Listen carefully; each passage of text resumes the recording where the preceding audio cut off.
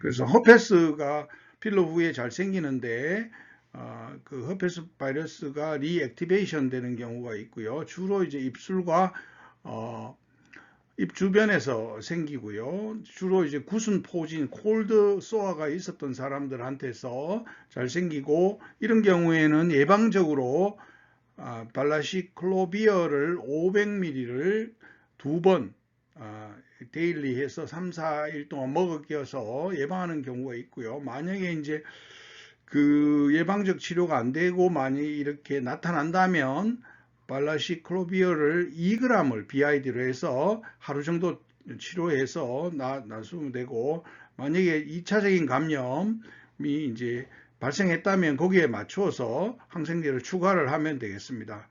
그래서 이제 주로 이제 허페스 감염은 입 주변이라든가 코 뮤코자, 그 다음에 하드 팔레이트의 뮤코자 정도에 생기게 되는데, 만약에 이제 허페스 심플렉스가 잘 생기는 부위를 벗어난 곳에 이제 막 블리스터가 생긴다든가 이러면은 우리가 혈관의 문제가 아닌가, 혈관 손상의 문제가 아닌가를 의심을 해야 된다는 것이죠.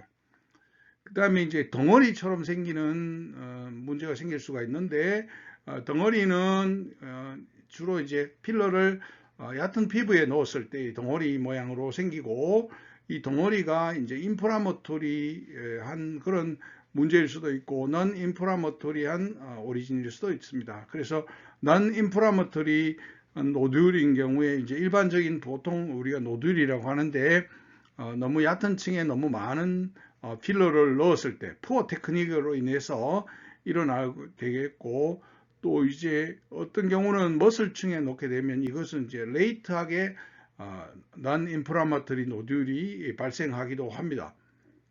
그래서 이 노듈은 만져지기도 하고 잘 보이기도 한 아이솔레이티드한 럼프가 되고, 자라지는 않고 주변이 잘 윤곽이 뚜렷하게 드러나는 그런 것입니다. 그래서 시술 초기에 잘 발견이 되고요. 그래서 포린바디 그라뉴로마라든가 바이오필름처럼 후기에 일어나는 컨셉은 아니다 하는 것을 우리가 알 수가 있겠습니다. 그래서 필러를 잘 이제 배치를 못해서 생기고, 특히 이제 파티큘레이트한 필러인 그 아테콜이나 칼슘 필러 같은 것들을 입 주변에 이제 시술했을 때, 또 그 머슬층 같은 데 넣었을 때 그 이런 것들이 나중에라도 이렇게 나타납니다. 그래서 delayed onset non-inflammatory 노듈도 생길 수가 있다, 이렇게 되겠습니다. 그래서 만약에 non-HA 필러로 인해서 이런 노듈이 발견된다면 마사지하거나 제거를 하면 되겠습니다. 그리고 이럴 때에는 이제 아무래도 리도카인 같은 것을 주사를 주고 마사지를 하면 좀 세게 할 수가 있습니다. 그런데 만약에 노듈에 스테로이드 같은 것을 사용을 해도 잘 안 녹으면 5FU라든가 뭐 이런 것들을 쓸 수가 있다는 거죠. 그래서 쓰는 용량은 5FU 기준으로 하면 50mg per ml를 0.5cc, 그 다음에 트리암시노롤은 10mg ml 0.3cc 뭐 이렇게 해서, 그 다음에 리도카인 하고 이렇게 섞어서, 그 중에 섞은 것을 티어트롭 쪽은 0.1cc씩 혹은 칡 쪽은 0.5cc씩 그 노듈에 대해서 사용을 하게 되겠습니다. 그리고 나서 이제 마사지를 한다든가 이렇게 해서 부서지는 효과를 보게 되겠습니다. 그래서 그리고 이제 만약에 칼슘 필러인 경우에는 캐리어 젤들이 다 흡수된 다음에 프랙셔널 레이저를 때려서 아무래도 이것을 부시는 데 도움을 될 수 있고, 그 다음에 이제 제거, 익시전해서 제거하는 것은 마지막으로 남겨놓은 옵션이 되겠습니다. 그리고 이제 만성적으로 잘 낫지 않는 노듈이 이제 굉장히 오랫동안 유지를 하게 되면 이게 이제 파이브로틱해져서 마치 포린바디 그라뉴로마처럼 모양을 띠게 되는데, 이것은 이제 익시전해서 제거를 해야 된다는 것이죠. 그래서 결론은 우리가 노듈이 생기는 경우는 너무 얕은 층에 넣어서 이렇게 되는 것이고, 이것은 이제 적절한 필러를 우리가 선택을 못해서 생기는 것이기 때문에 이것을 빨리 이제 마사지를 해서 펴주거나 또 근육 내에 놓는 이런 잘못을 범하면 안 되게 되겠습니다.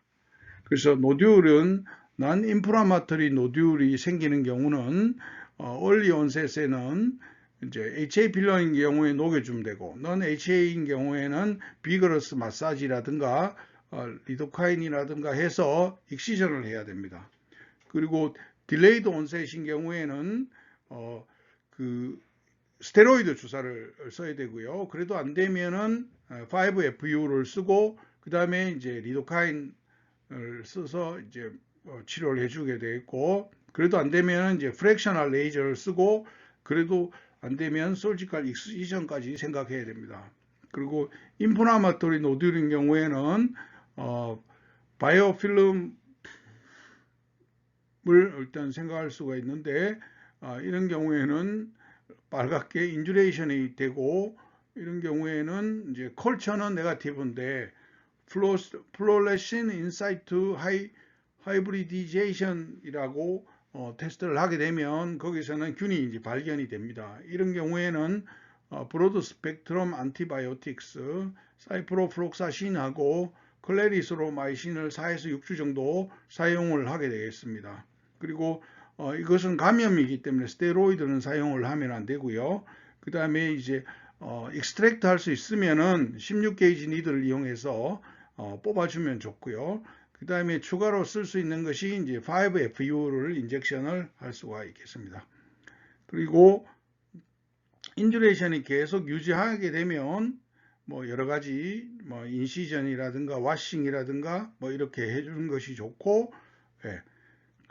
그리고 이제 서지컬 익시전도 매우 좋겠습니다. 그리고 포린 바디 그라뉴로마인 경우에는 스테라일 업세스가 돼서 굉장히 오랫동안 유지하는데, 이때는 이제 스테로이드, 인트라리지널 코티코스테로이드, 트리암시놀론 같은 걸 쓰면 되고, 5FU도 사용을 할 수 있고, 서지컬 익시전도 가능합니다.